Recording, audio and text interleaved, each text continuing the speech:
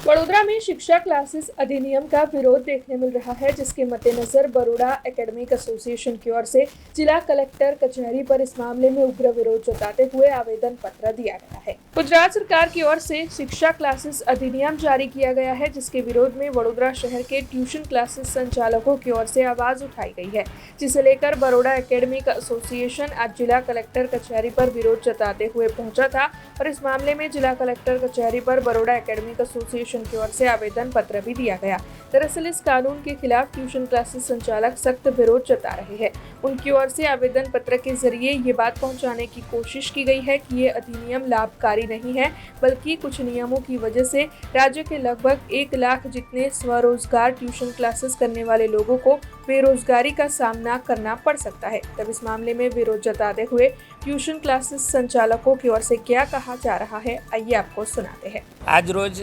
Federation of academic association Gujarat Pradesh અને Baroda academic એસોસિએશનના coaching ક્લાસના મેમ્બર્સે કલેક્ટરશ્રીને એક આવેદનપત્ર આપ્યું છે, જેમાં ગુજરાત સરકારને કોચિંગ ક્લાસીસવાળા માટે જે નિયમો થઈ રહ્યા છે, કોચિંગ ક્લાસનું રજિસ્ટ્રેશન થઈ રહ્યું છે, એના માટે ગુજરાત સરકારને અમે અભિનંદન આપ્યા છે અને આ પ્રકારના રજિસ્ટ્રેશનના નિયમોથી અમને પણ કોચિંગ ઇન્ડસ્ટ્રીને પણ એક જે કાયદેસરનું જે એક અમારું પણ અસ્તિત્વ ઊભું થશે એ બદલ એમનો ખૂબ ખૂબ આભાર। સાથે કલેક્ટરશ્રીને એક આવેદનપત્ર આપ્યું છે કે કોચિંગ ઇન્ડસ્ટ્રી સાથે અમે વર્ષોથી જોડાયેલા છે, જ્યારે અમને લઈને નિયમો બનાવી રહ્યા છો ત્યારે એ નિયમોમાં અમારામાંથી કોઈ 1 કે 2 વ્યક્તિઓને આપની કમિટીમાં સમાવો તો અમને લગતા જ્યારે નિયમો બની રહ્યા છે તો અમે પણ જે છે નિયમોમાં આપની સાથે રહીને સારા ટીમ વર્ક કરીને જે કંઈ સારામાં સારું હોય એ પ્રકારનું જે છે એ કંઈક માળખું તૈયાર કરી શકીએ એ વિનંતી પત્ર આજે અમે કલેક્ટરશ્રીને આપ્યો છે। કેટલાક નિયમો એવા છે કે જેની અસર બાળકો અને વાલીઓ તેમજ શિક્ષણ કરાવતા જે આત્મનિર્ભર શિક્ષકો છે બધા ઉપર અસર ખરાબ પડે છે। જેમ કે આ અધિનિયમમાં એક નિયમ એવો પણ છે કે 16 વર્ષથી નીચેના બાળકોને ટ્યુશન ક્લાસ કરાવવું નહીં અને ટ્યુશન ક્લાસમાં મોકલવા નહીં। આ જો આવું થાય તો વડોદરાના 70% ક્લાસીસ બંધ થઈ જાય।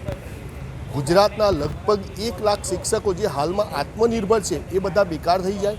હવે આ જ શિક્ષકોની વાત કરીએ આપણે, આ શિક્ષકો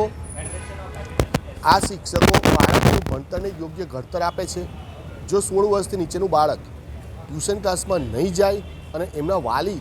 આટલી મોંઘવારીમાં બહાર જોબ ધંધો કરતા હોય તો એમના બાળકને ભણાવશે કોણ? અને જે લોકો ઘરે છે એ હાલનો સિલેબસ એવો છે કે જે મા બાપ ભણાવી શકતા નથી, એટલે કે બાળકનું ભણતર ખાડામાં જઈ રહ્યું છે અને જે નિયમની વિરુદ્ધ છે। એટલે અમે